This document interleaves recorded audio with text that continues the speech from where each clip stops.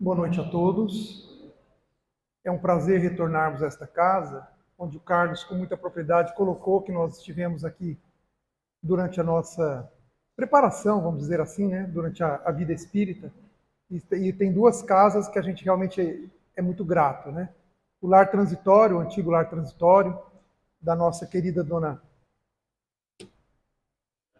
Janda, onde eu tive os primeiros contatos com o espiritismo por causa dos meus pais que ali frequentavam, né? Então, eu estive lá desde criança até a minha adolescência, até sair para estudar daqui de Jales. E depois, retornando, nós acabamos nos familiarizando com o pessoal da mocidade aqui desta casa e começamos aqui novamente a frequentar, né, para podermos nos lembrar e ter a certeza de que esse era o nosso caminho. E eu sou muito grato também a esta casa, porque o Carlos vai se lembrar disso. O doutor Luiz Carlos, que na época dirigia esta casa, ele tinha o hábito de jogar a batata na nossa mão, né, vamos dizer assim. Então nós fomos pinçados aí por ele para fazermos um evangelho que era no sábado à tarde, para quem se lembra, não sei se ainda existe nesse mesmo horário, um evangelho aos assistidos, era aos assistidos, não era a palestra pública, né? Mas era muito bom porque ele pegava o evangelho e nos escalava, eu e outros que ele achava que tinham condição de fazermos o evangelho com as pessoas, e ele falava assim, ó, capítulo tal, item tal, se vira. Você tem 15, 20 minutos para ler e interpretar o evangelho para os assistidos. E isso foi muito bom, porque foi o início aí do nosso próprio treinamento para nos tornarmos alguém que pode, devagarzinho, ir auxiliando as pessoas através da oratória, né? Foi um treino para a oratória. E eu até hoje eu ainda às vezes faço o evangelho lá com os assistidos da nossa casa também, e é um momento sublime, porque é um momento em que a gente tem um público que é muito simples, a gente tem que dar um jeito de reduzir a nossa maneira de falar para alcançar o coração deles e facilitar a interpretação, porque é diferente de falar para um público como esse, né? Mas foi um ótimo treinamento e eu agradeço muito a casa, ao Luiz Carlos, por essas oportunidades que nós tivemos aqui na casa no passado. Bom, nós vamos falar hoje a respeito, como sempre, do Evangelho, mas pegando como foco Chico Xavier. Amanhã, dia 2 de abril, seria o aniversário de nascimento do nosso querido Francisco Cândido Xavier. Chico nasceu no dia 2 de abril de 1910 e faleceu no dia 30 de 6 de 2002, para quem se lembra, cumprindo praticamente uma promessa que ele dizia aos amigos que ele queria partir no momento em que fosse um momento de muita alegria. E justamente foi o dia, para quem se lembra e gosta de futebol e gosta de datas, o dia que o Brasil foi campeão de futebol pela última vez. E aí, naquele momento, então, obviamente desfocou mesmo, porque muitos estavam, obviamente, tristes com a partida dele, mas muitos também estavam alegres com a conquista do Brasil. Então, até nisso, Chico foi diferente, né? Falar de Chico sempre é muito fácil, porque se Allan Kardec foi aquele que, para nós, da doutrina espírita, tem um valor imenso, porque foi o estudioso, o cientista, né, o pedagogo que organizou a doutrina espírita como ela nos apresenta, pela sua dedicação, com uma disciplina também assim irretocável, né? Foi a pessoa que, ao observar os fenômenos espíritas, ele não olhou apenas com os olhos de ver. Ele olhou com os olhos daquela pessoa que, como cientista, começou a investigar aqueles fenômenos com um aspecto de cientista realmente, podendo depois produzir as obras que nós conhecemos, né, o Pentateuco, as 5 obras espíritas, e além da Revista Espírita e outros títulos, né? Então, se Kardec para nós tem essa grande importância, porque foi esse organizador da doutrina espírita, nós sabemos que a doutrina espírita jamais seria a mesma se nós não tivéssemos tido nela a presença de Francisco Cândido Xavier. Se Kardec foi um estudioso, Chico foi aquele que, com a sua vida, conseguiu demonstrar justamente aquilo que fez a grande diferença, principalmente para nós, que somos o maior país espírita do mundo. em termos de população espírita. Nós sabemos, por exemplo, também como está lá no livro Brasil, Coração do Mundo, Pátria do Evangelho, que apesar do Espiritismo ter nascido na França ou nascido na Europa, ele não conseguiu encontrar lá nos corações do velho mundo as condições para se desenvolver. Justamente porque na Europa cursava, e ainda cursa de uma maneira ainda, quando comparado ao Brasil, muito mais intensa, o próprio materialismo.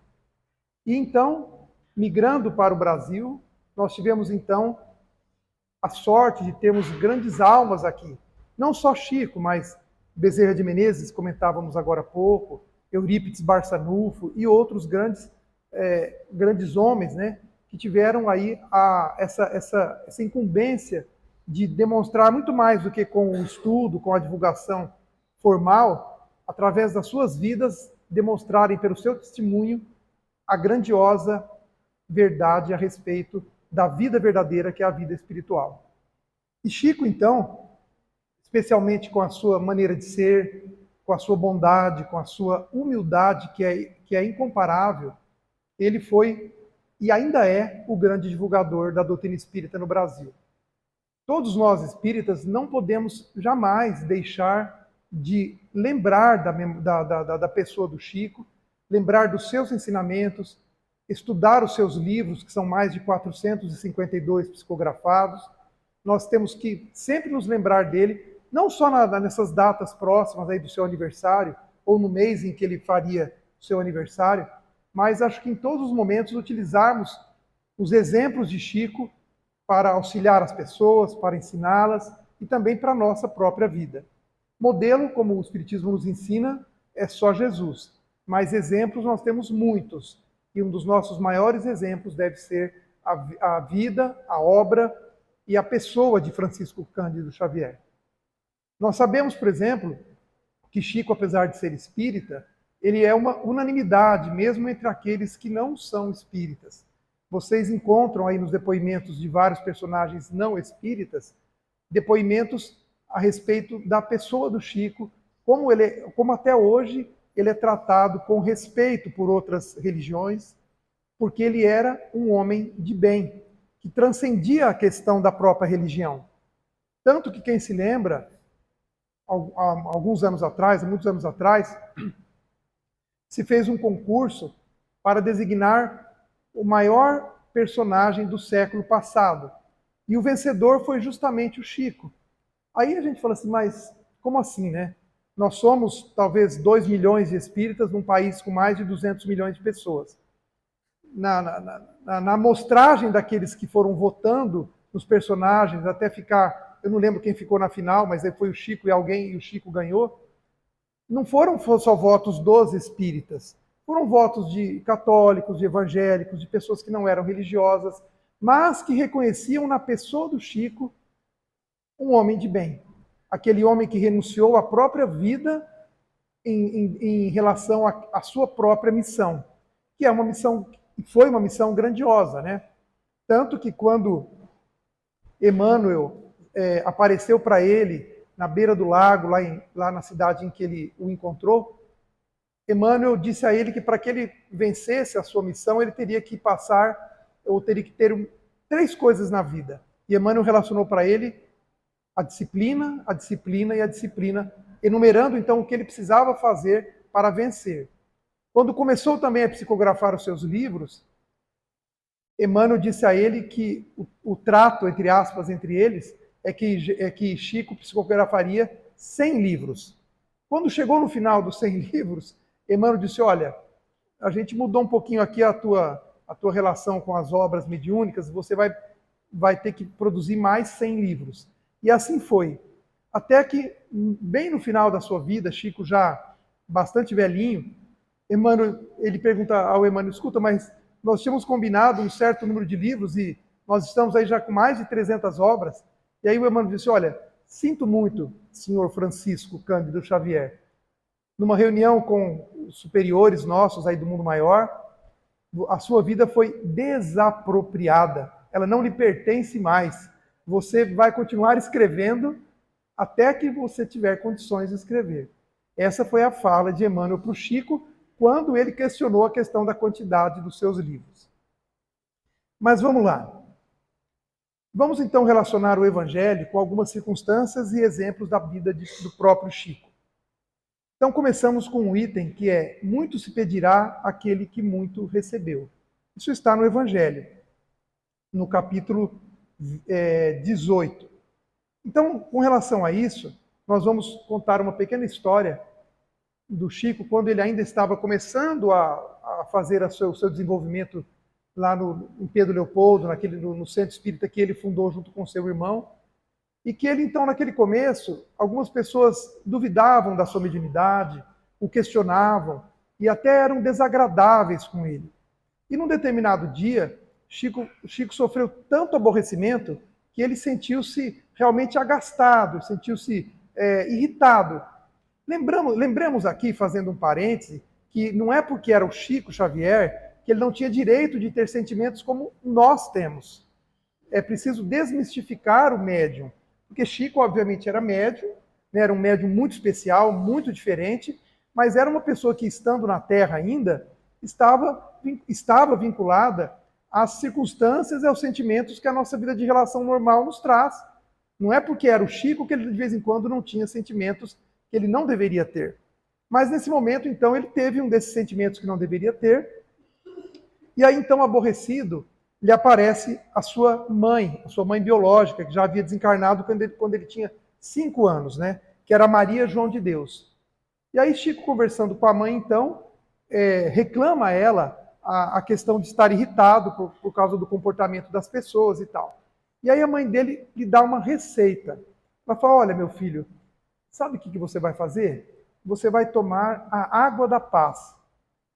Aí o Chico falou: tudo bem, né? Vou procurar a tal da água da paz. Aí, naquela época, as cidades que tinham algum tipo de farmácia, tinham aquelas farmácias muito antigas, onde os farmacêuticos produziam mesmo os medicamentos de uma forma quase que artesanal. Eram chamadas de boticas, etc. E aí o Chico foi na farmácia que tinha em Pedro Leopoldo, foi procurar a água da paz, ele achou que era uma medicação produzida por algum farmacêutico, ou alguma medicação homeopática, enfim. E foi procurar. E, obviamente, não encontrou. Aí, depois de 2 semanas, ele pediu até para alguns amigos que iam para Belo Horizonte procurarem em farmácias maiores lá em Belo Horizonte, recebendo deles a negativa de que ninguém sabia do que se tratava a tal da água da paz. E aí, então, ele evoca, no momento da sua meditação, a presença da sua mãe, e ela, então, lhe orienta, fala: olha, meu filho, eu vou lhe explicar o que é a água da paz.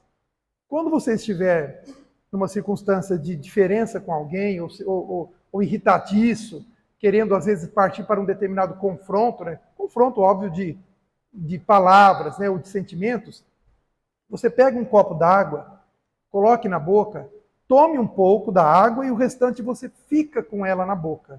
E você não engole a água. Você fica com ela na boca até que o seu sentimento mude. Por isso que ela falou que era a água da paz. Então nós vemos aí um conselho de mãe, realmente, um conselho maravilhoso, né? Porque imaginemos nós, num momento de agastamento com um cliente, por exemplo, né? Quem não tem algum tipo de diferença com um cliente ou com alguma outra pessoa? Com um familiar, né? Quem não tem? Se a gente pudesse usar esse conselho que foi dado ao Chico, né? Pegássemos a água, colocássemos na boca e ficássemos com ela até que a gente se acalmasse, sem engolir e sem tirar ela da boca, né? Então, o que nós fazemos de relação é isso, né? Que, na verdade, aqueles que vão conhecendo a mensagem do Evangelho, vão conhecendo as boas informações dos Espíritos, nós vamos, na verdade, nos aprisionando a ela, que nós vamos nos tornando reféns daquilo que nós conhecemos. Por quê? Porque não é o outro que vai cobrar de nós as nossas atitudes. Somos nós mesmos, né? Somos nós que precisamos melhorar. Então, a quem muito foi dado, muito vai ser pedido. Agora, quem nos cobra é a nossa consciência, não são os outros. Então, precisamos investir e sermos mais atentos com tudo isso. Porque nós recebemos tantas informações boas, né? Tantos aconselhamentos, tantas mensagens. Nossa, eu acho maravilhoso quando eu vejo um médium trazer uma comunicação do espírito tal, do espírito tal. realmente, né, maravilhoso. Hoje, com a internet, você pega, por exemplo, o Divaldo trazendo uma mensagem de Bezerra de Menezes, né, de Joana de Ângeles. A gente tem ali um pouco a sorte de ver, às vezes, algumas mensagens da própria Maria Dolores, através do Davi, né? Ótimo, maravilhoso. Mas o que nós estamos fazendo com isso que a gente ouve, que a gente lê, dessas orientações maravilhosas, né? Nós estamos apenas recebendo essas informações, guardando para nós, ou servindo apenas de um deslumbre momentâneo? Ou nós estamos meditando sobre aquilo que nós estamos ouvindo e utilizando aquilo como nós deveríamos fazer com tudo que nós recebemos da doutrina espírita para a nossa própria autotransformação? Não é para transformar o outro. O que a gente recebe e a própria doutrina não é para que a gente fique apontando o dedo para o outro. Olha, nossa, eu fui numa palestra lá, aí bom, chega em casa, né, a mulher não vai com a gente, chega em casa e fala, bem, olha, eu fui numa palestra lá, maravilhosa, mas era para você, você devia ter ido lá. Nossa, bem, mas você perdeu uma palestra? Não, gente. A palestra, a informação, a mensagem era para você, não era para aquele que você falou que deveria estar lá. Quando a gente pensa ou age assim, na verdade, o que a gente está fazendo? A gente está sendo desonesto com a gente, em primeiro lugar, e está sendo orgulhoso, porque o orgulhoso acha sempre que aquilo que lhe chega não é para ele, né? Ele não tem a humildade de entender. E outra, todas essas informações, mais ou menos, servem para todos nós. Porque na Terra nós não estamos numa condição de superior a ninguém. Todos que estamos na Terra estamos numa condição de aprendizes, estamos numa condição daqueles que precisam receber a mensagem de Jesus, a mensagem dos Espíritos, para a sua própria autotransformação. Ninguém está aqui com vantagem nenhuma. Ah, mas fulano é médium, fulano é doutrinador numa atividade mediúnica, fulano é orador. Não adianta nada, gente. Aquele que fala, na verdade, se compromete mais ainda. Aquele que trabalha ou se coloca como trabalhador ou como dirigente, esse é coitado, é aquele que mais vai ser cobrado pela sua consciência.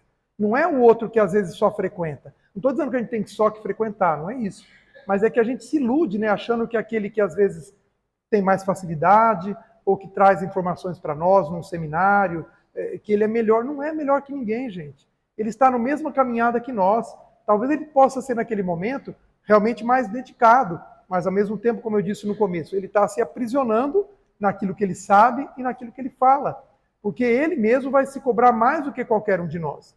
Então, nesse sentido, nos lembremos então da colocação da mãe de Chico para ele nessa questão, porque, óbvio, né, nós hoje, mais ainda do que no passado, nós vivemos numa sociedade bastante complicada, onde a ansiedade das pessoas, onde as necessidades são muito maiores do que no passado, onde nós estamos nos distanciando um pouco, de maneira equivocada, de uma vida um pouco mais simples, né? Estamos criando, ao mesmo tempo, necessidades que nós não tínhamos no passado, mas, ao mesmo tempo, estamos criando ansiedades por aquilo que a gente, às vezes, não tem, ou por aquilo que a gente tem dificuldade de conquistar. Então, pensemos nisso, né?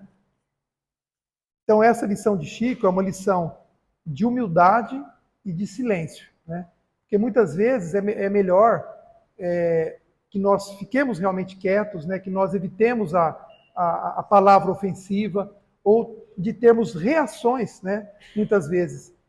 No Evangelho tem um momento que fala que às vezes é melhor que a gente se cale para que um tolo fale, né? Então, assim, às vezes é melhor você evitar o confronto. Mesmo que você talvez tenha 99% de razão, dependendo da circunstância, é melhor que você use a água da paz e fique quieto. O silêncio, muitas vezes, como às vezes a gente vê escrito em alguns centros, o silêncio, muitas vezes, é uma prece. E para facilitar, então, a prece, usemos a água da paz aí que a mãe do Chico nos orientou. Há também no Evangelho um capítulo muito grande que fala sobre a caridade. E que o Espiritismo tem realmente como bandeira que fora da caridade não há salvação. Nós poderíamos trocar essa palavra salvação, porque ela é um pouco estranha, né? Por não há evolução. Então, se nós não praticarmos a caridade, nós não conseguiremos evoluir. Por quê? Porque aquele que não pratica a caridade, ele olha só para si mesmo. e ele valoriza um dos dois sentimentos que, segundo os espíritos, são os nossos maiores entraves, tanto como humanidade como individualmente, que é o nosso orgulho, né, e o nosso egoísmo. Então nós precisamos utilizar a caridade como essa alavanca para o nosso crescimento, em todos os sentidos. E o capítulo é muito amplo, mas a gente lembra alguns aspectos bem rapidinho, que ele fala que a caridade material é aquela que a gente faz com maior facilidade, já que todos nós temos alguma coisa para doar ou para compartilhar com alguém. Eu tenho certeza que a maioria de nós que estamos aqui nunca enfrentamos uma fome, por exemplo. Não sabemos o que é, por exemplo, a nossa mãe não ter nada para dar para nós quando nós éramos criança. Embora talvez tenha alguém aqui que tenha passado por essa experiência negativa. Mas ainda existem pessoas no mundo que não têm realmente o mínimo para ingerir durante o dia, né, daquele dia que se transcorre. Então nós sabemos que essa caridade material, ela com os espíritos, é a mais fácil.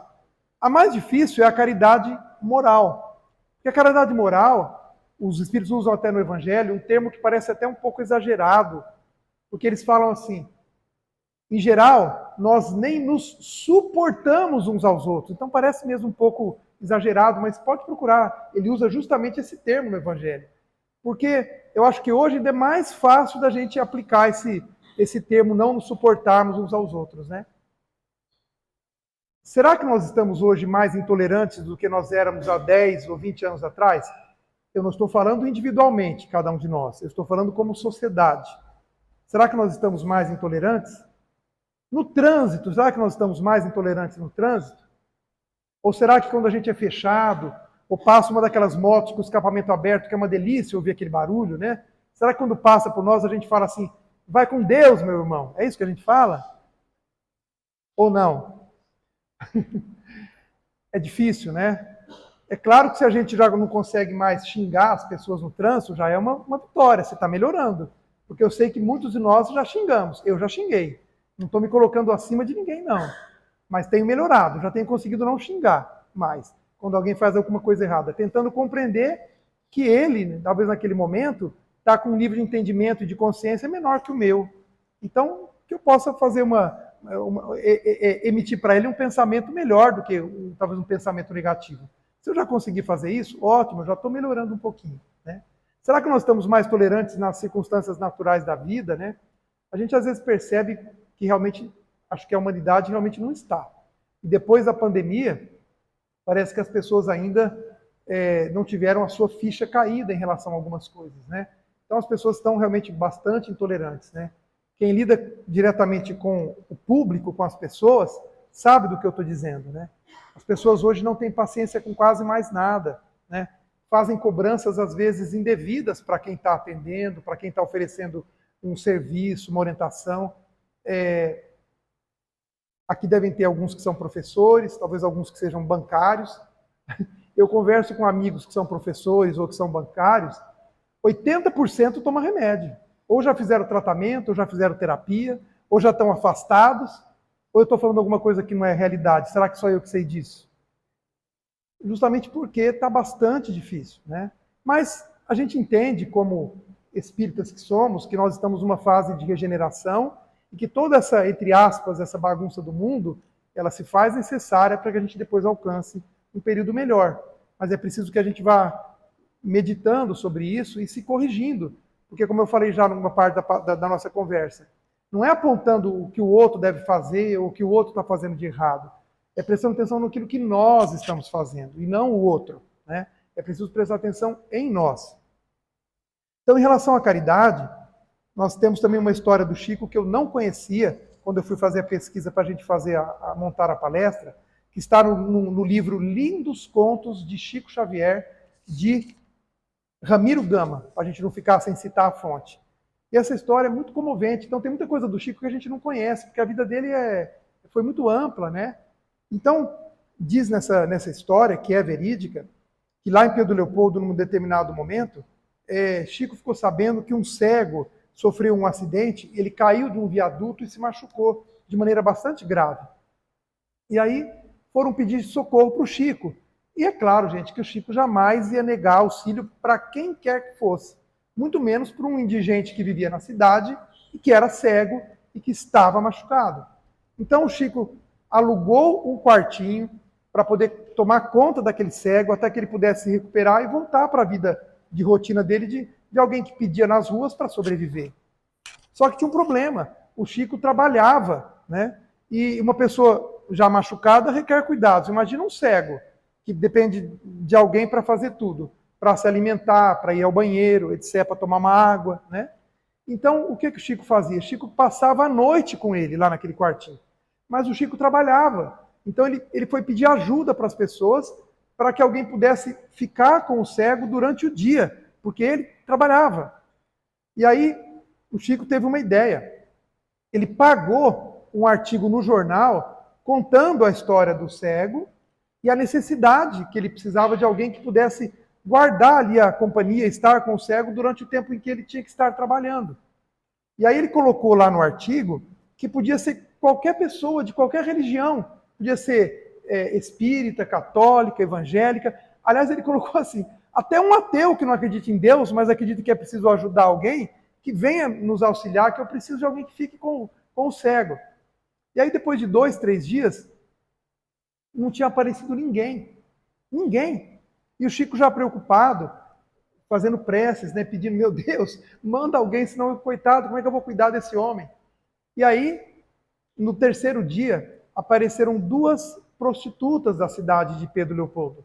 E elas chegaram para ele e falaram, olha, seu Chico, o Chico conhecia todo mundo, era uma cidade pequena, né? Elas chegaram e falaram, olha, seu Chico, se o senhor não se importar, nós podemos tomar conta dele durante o dia, porque nós trabalhamos à noite.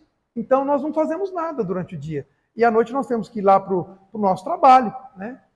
O senhor se importa com isso? Não, minha filha. O Chico, com aquele jeitinho dele amável, cuidadoso, né? Não, minha filha, eu agradeço muito a vocês, porque se vocês puderem me ajudar com ele, eu acho que daqui 20 ou 30 dias, a gente vai poder, vamos dizer, dar alta para ele, entre aspas, né? Poder deixar que ele volte para a rotina dele. E assim foi. Só que acontecia o seguinte, quando o Chico saía do trabalho, ia lá para o quartinho para ajudar a tomar conta do cego e posar com ele lá, elas estavam saindo. Mas nesse momento em que um passava para o outro aí o plantão, vamos dizer assim, né? Parece plantão de enfermagem, o que o Chico fazia? Sentava com elas e fazia um evangelho com elas, e conversava um pouco com elas, porque o Chico era assim, né? Isso era natural dele. E assim foi durante aqueles 20 ou 30 dias quase ali corridos. Até que chegou um momento em que realmente ele tinha condição de voltar para a rua, e aí o Chico, então, no último dia, sentou com elas, fez uma prece de gratidão, agradeceu muito a elas, falou, olha, minha filha, vocês, se não fosse vocês, a gente não teria conseguido ajudá-lo, tal. E aí as 2 olharam para ele e falaram, Chico, a gente quer te dizer uma coisa, olha, nesse tempo em que nós ficamos aqui com você e cuidando dele, nós fomos nos modificando, fomos pensando na vida de uma outra maneira. E nós estamos partindo da cidade. Nós arrumamos trabalho em Belo Horizonte. E nós vamos sair dessa vida de prostituição. Então o Chico, com aquela maneira dele de envolver, de amável, é claro que o Chico nunca cobrou isso delas e nem exigiu, porque o Chico jamais faria isso, né? Jamais faria isso. Mas ele conseguiu transformar a vida daquelas 2 mulheres. E elas foram, então, para Belo Horizonte. Uma foi ser auxiliar numa tinturaria, né, um lugar que recebia roupas para lavar e fazer a coloração. E a outra, olha a surpresa, ela conseguiu fazer um curso de enfermagem e tornou-se enfermeira a partir daquele momento em que ela cuidou daquele cego. Então, esse é um exemplo de que como a caridade realmente pode transformar as pessoas. E como falou no Evangelho, aqui nós temos uma história do Chico, que é verídica, né? não é uma ficção, que demonstra, então, a força da verdadeira caridade. Depois, vamos para o 3º item, que está no capítulo 19, a fé transporta montanhas. Esse capítulo ele trata, obviamente, da fé, e nós vamos usar, então, uma pequenina história também do Chico que demonstra a sua força e a sua fé. Chico, durante o momento em que já havia psicografado algumas obras, e algumas delas utilizando um antigo poeta desencarnado, que era Augusto dos Anjos, sofreu, nos anos 50, se eu não me engano, um processo da família dele cobrando os direitos autorais dos livros que Chico produzia, escrevendo o nome Augusto dos Anjos, que era um poeta desencarnado da época. E esse processo ficou bastante famoso na época, porque a família pedia, além de indenização, ela pedia direitos autorais das obras. E Chico, então, passou alguns anos muito preocupado, porque ele, instruído pelos advogados, né, quando o Chico perguntava aos advogados o que poderia acontecer, os advogados falavam para ele: olha, Chico, nós não sabemos qual vai ser a decisão dos juízes, né?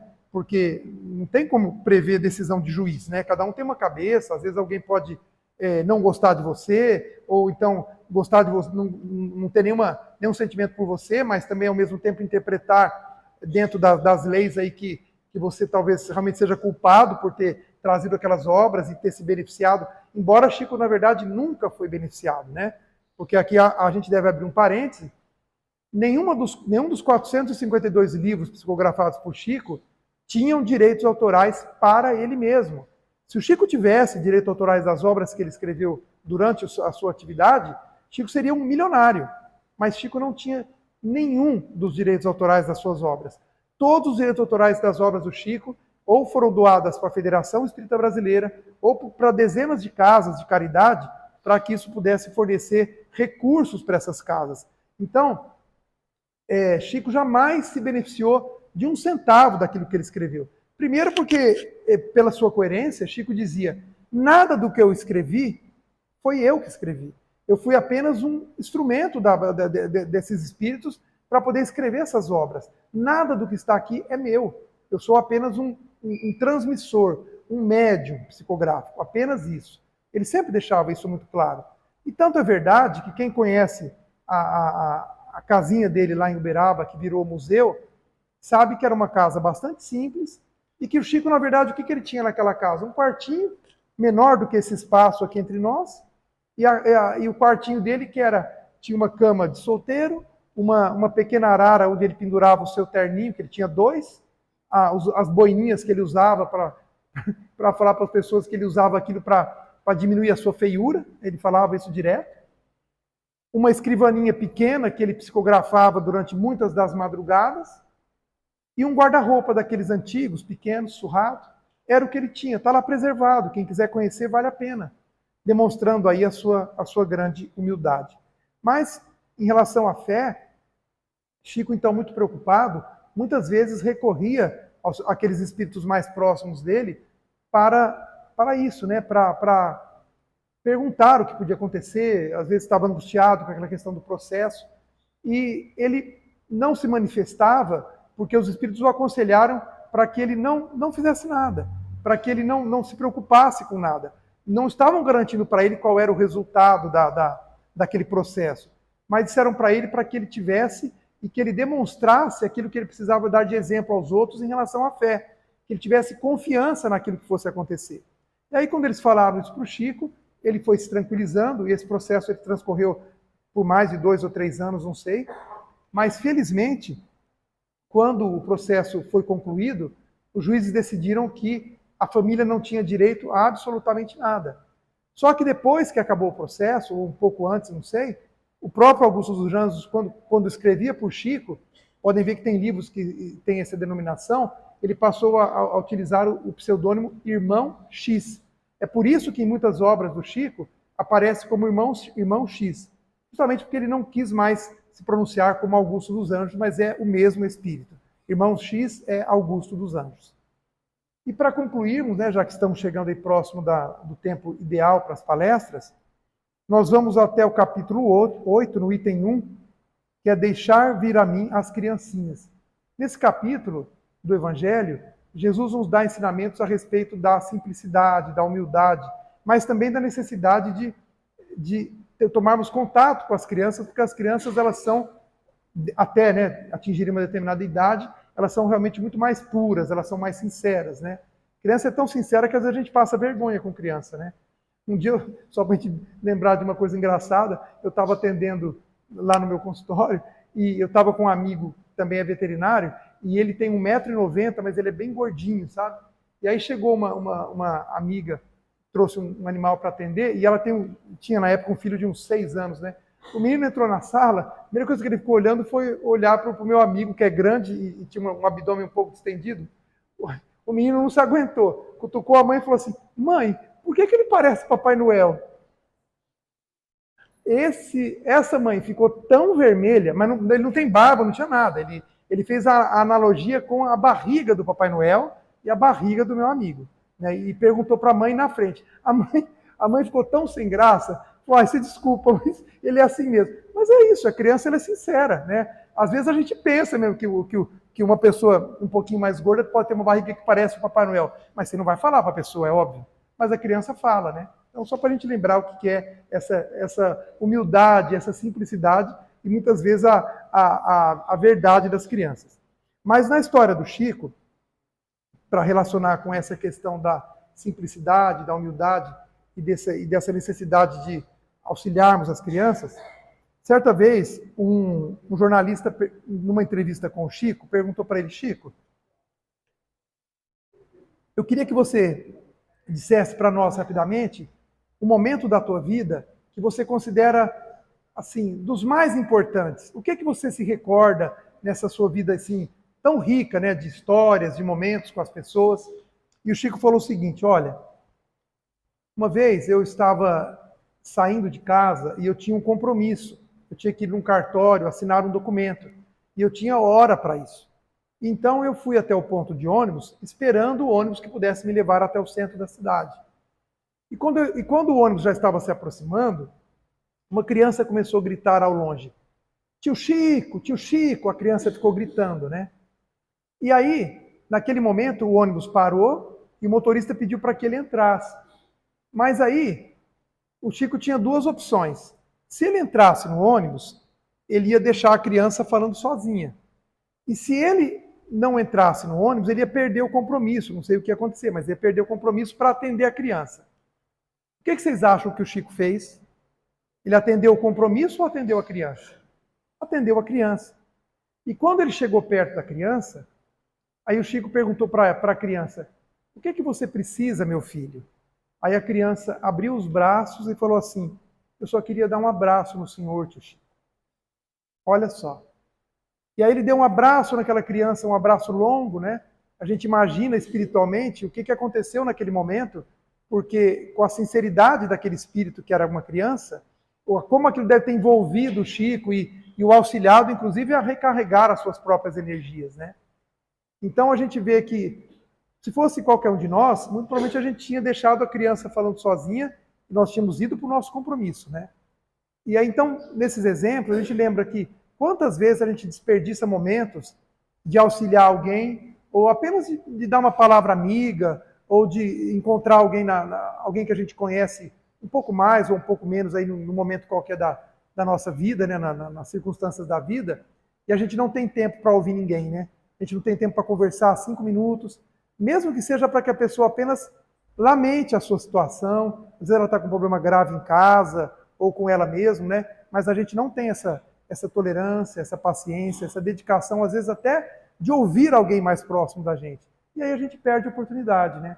Perde a oportunidade de ser fraterno, de ser caridoso, né? E de crescer um pouco mais.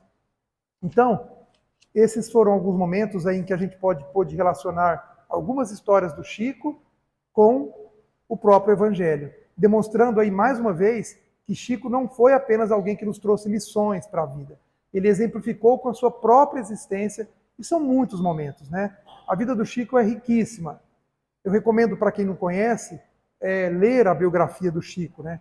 E a biografia mais completa que ele tem é a do Marcelo Souto Maior. É um livro grosso assim, mas é um livro que você começa a ler, você não consegue parar. Então ali estão os momentos iniciais do Chico quando criança, as suas visões, a interpretação da sua família, da sociedade. E tem muito mais detalhes do que a gente encontra, por exemplo, no filme do Chico, né? Que ainda quem nunca assistiu, dá para procurar aí nas plataformas o filme do Chico Xavier. Mas o filme não é tão rico como o livro, né? O livro tem detalhes maravilhosos. Fica aqui sempre uma recomendação maravilhosa para a gente conseguir ler. E para a gente homenagear o Chico, nós vamos pegar no primeiro livro, que foi o livro que assombrou as pessoas na época, que é o livro Parnaso do Além-Túmulo, que é o livro em que Chico transcreve aí mais de 200 crônicas e poesias de poetas do Brasil e de Portugal que já estavam desencarnados. Foi quando ele realmente assombrou as pessoas, porque como é que se pode um jovem que não tinha nem concluído os seus estudos conseguir trazer tantas poesias e crônicas de diferentes escolas, né, se realmente não fosse dele? Porque ele produzir aquilo não era possível, mas aqueles espíritos escreverem por ele era. Então isso foi um assombro para a época. E nesse livro tem uma oração de José Silvério Horta, que muitos chamam de Pai Nosso Espírita, mas lá no livro está apenas como oração essa poesia. Nós vamos declamá-la aqui rapidinho, para que a gente encerre, que a gente fique com essa poesia transcrita através do Chico, né, que não é dele, mas para a gente poder lembrar dele e homenageá-lo com os nossos corações. Então essa oração fala assim: Pai nosso que estais nos céus, na luz dos sóis infinitos, Pai de todos os aflitos deste mundo de escarcéus. Santificado, Senhor, seja o teu nome sublime, que em todo o universo exprime concórdia, ternura e amor. Venha ao nosso coração o teu reino de bondade, de paz e de claridade na estrada da redenção. Cumpra-se o teu mandamento, que não vacila nem erra, nos céus como em toda a terra, de luta e de sofrimento. Evita-nos todo o mal, dá-nos o pão no caminho, feito na luz do carinho do pão espiritual. Perdoa-nos, meu Senhor, os débitos tenebrosos, de passados escabrosos de iniquidade e de dor. Auxilia-nos também nos sentimentos cristãos, a amar os nossos irmãos que vivem longe do bem. Com a proteção de Jesus, livra a nossa alma do erro, sobre o mundo de desterro, distante de vossa luz. Que a nossa ideal igreja seja o altar da caridade, onde se faça a vontade do vosso amor, que assim seja. Então, obrigado pela audiência e pelo coração de vocês em relação a mim.